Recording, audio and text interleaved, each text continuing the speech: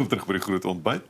Ons selfs môre met Denise Fourie, sy is van PSG Wealth Silver Lakes. Ons praat bietjie oor 'n baie lekker in vergelyking wat sy wil tref. Die Tour de France en ek noem dit die Tour de Finance. Sy praat bietjie oor jou finansies. En die Tour de France wat nou in die gang is, nog om mekaar vergelyk kan word. Goeiemôre dame. Môre, is lekker om hier te kuier, né? Nou, ek wil net eers vir die intrapslag sê, ek kyk die Tour de France en ek nou die Netflix goed ook gekyk, maar ek het self nie 'n fiets nie. So dis net 'n denkbeeldige vergelyking. Is 'n vergelyking. Wel jy's aangetrek in die geel trui, die wennerstrui. Ja, daar sy. Ek het gevoel ek moet met die tema gaan, né? Presies. So Pierre, ja, beleggings in die Tour de France het verskriklik baie in gemeen. Die Tour de France het op 4 Julie in Barcelona afgeskop en hy maak eers die 26ste klaar in die ikoniese Champs-Élysées in Parys, né? Dit strek oor 23 dae, 21 skofte en hulle ry 3320 km in totaal. Dis Kaap toe en terug, dink 2 keer, né? Die 18de skof is vandag, dit begin 12:30 en hierdie 18de skof is 'n baie bergagtige skof in die Franse Alpe. So hoekom maak ek die vergelyking? Ek dink ek maak die vergelyking want net soos die Tour de France verg beleggings, dissipline, uithou vermoë, 'n strategie, spanwerk, voorbereiding wat jy moet doen en niemand wen hierdie toer net in een dag nie. Jy bou ook die welvaart net in een dag nie.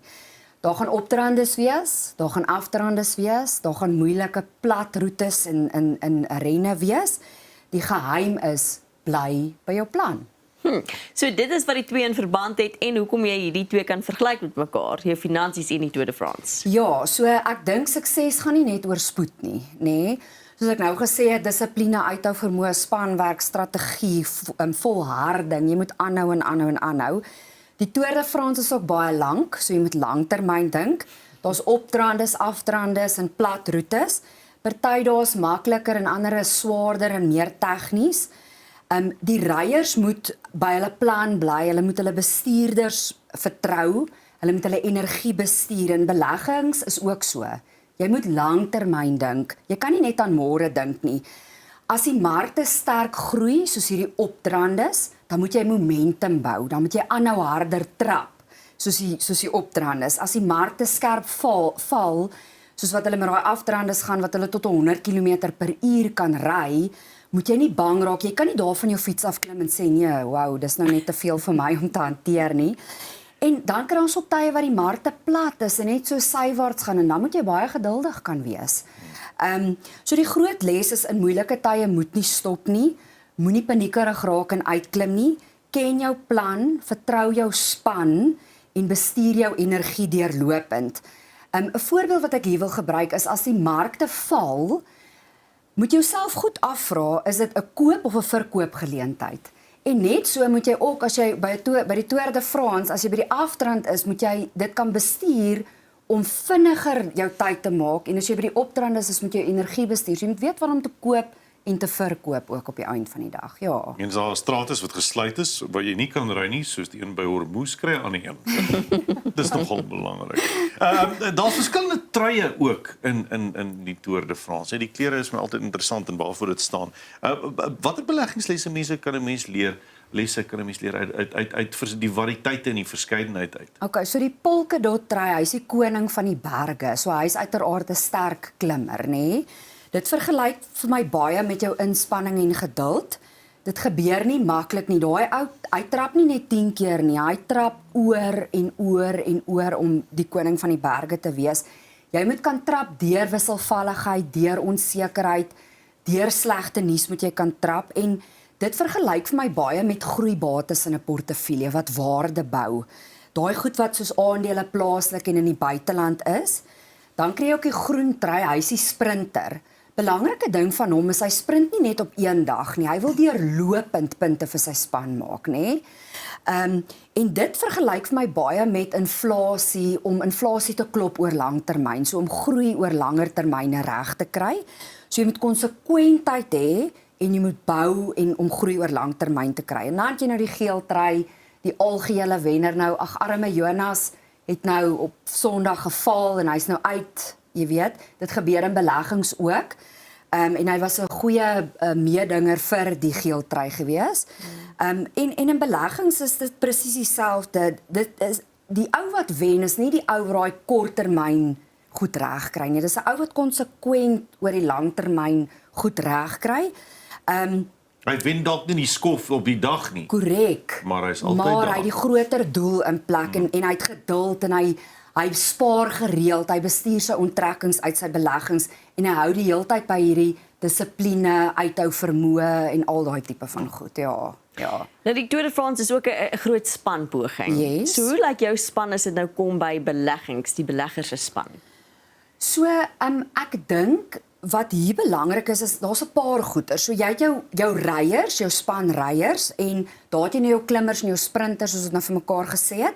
Dan in hierdie ryers het jy dan nou ook die span wat die leier beskerm en die ouens wat tempo bou. So dis baie belangrik want hulle moet presies weet wanneer om wat te doen. Wanneer beweeg jy een ou vorentoe, wanneer val die ander ou terug en daai tipe van goed. Dan het jy baie sterk agter die skerms, het jy ook mense. Hulle bepaal jou strategie van jou beleggingsreis, jou voeding, wat jy inneem, wat jy eet. Met negatiewe nuus gaan jy onmiddellik en ruk die stuurwiel en maak veranderings. En dan jou toerusting, as jy 'n papband kry, weet jy jou span is hier agter jou en gee vir jou 'n ander fiets. Nou in beleggings is hierdie nou wat ek wil bespreek. So daar's so 3 goed in beleggings wat ek wil bespreek. Die eerste ding is bateallokasie en diversifikasie. Jy kan nie net in een bate belê wees nie. So jy moet in kontant aandele. Dis PSG se fonds van fonds moderate fonds. Jy moet in meer as een bateklas belê wees want dit gee vir jou verskillende goed op verskillende tye, op aftrandes, optrandes en aftrandes en platroetes. Dan het jy jou fondsbestuurders. Dis daai pie chart aan daai kant. Hulle gee vir jou ook, hulle het verskillende sienings. En so kom ek so lief is vir PSG se fonds van fonds benadering want jy weet, jy sit nie net jou geld by een fonds en op een ryer nie.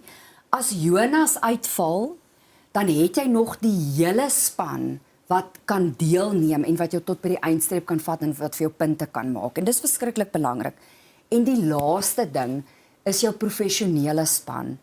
Jou belastingpersoon en jou fondsbestuurders, jou boedelbeplanner. Hoe bring jy hierdie hele prentjie by die einde as jy nou op die dag finaal oor die wenstreep gaan en hopelik gaan jy nou na die hiernamaals toe. Dan weet ons los nou nie vreeslik baie probleme vir almal nie, nê? En dis eintlik die geeltrui. En jou finansiële adviseur is jou spanbestuurder. Baie keer kyk kliënte na dit, hulle wil eers fondse kies en dan wil hulle die plan reg kry. Jy moet van onderaf na dit kyk. Jy moet eers jou plan reg kry. Weet waar's jou belasting, jou boedel, al daai goed. Dan kies jy die fondse wat by hierdie hele prentjie pas. En dan die laaste ding wat ek net hier wil uitlig is, hier is die 18de skof van die Tour de France. Nou jy kan sien, dit is optrandes en aftrandes en allerhande goed gebeur daar. Daar's die moderate fonds wat nou 18 jaar oud is hierdie jaar. En daar kan jy dit ook sien. Daar was plat optrandes en aftrandes, maar op die ou end van die dag kry jy konstant 'n 11.3% oor langer termyne en dit is wat jy wil regkry. Jy wil nie hierdie 14% jaag in 1 jaar nie, jy wil konstant 'n ding regkry. Konstante groei. Die Tour de France is nou nog aan hierdie week. Maar daar's deurgangs tyd toetse en daar's rustye en so. Hoe vergelyk dit dan nou met beleggings? Ek dink jy moet konstant meet, herstel, beplan en volhou. Dis die boodskap. So jy moet fokus op wat jy kan beheer. Hoeveel spaar jy, hoeveel trek jy uit jou geld, hoeveel risiko neem jy? Jou koste is 'n baie groot element in die Tour de France bestuur, hulle ook koste. Hulle moet borge en al daai tipe goed kry. Hersien jou plan gereeld. As jy reeds in aftrede is, weet hoe en waar jy inkomste trek, hoe lank gaan jou kapitaal hou en jy moet swak jare ook kan hanteer want dit gaan verseker gebeur. Jy moet nie sê wanneer nie, dit gaan gebeur. So ja, teen skof 18, ek dink die rus daar is my belangrik want dit vergelyk ek baie met as jy jou kwartaalstaat kyk en jy kyk daarna en jy skrik nou en wat gaan nou hier aan? Wat doen jy? Reageer jy rustig of maak jy impulsiewe veranderinge? Daar is rus daar ook jy nodig. moet rus daar vat. So ons skof 18, die ryers is al baie moeg nou. Beleggers voel ook so. Jy voel moeg, maar ek sê vir jou nou, jy is al deur markdalings, jy is al deur rentekoersverandering, jy is al deur hoë en lae inflasie. Jy is al 4 en 5 keer deur COVID en swart marktye en die finansiële krisis.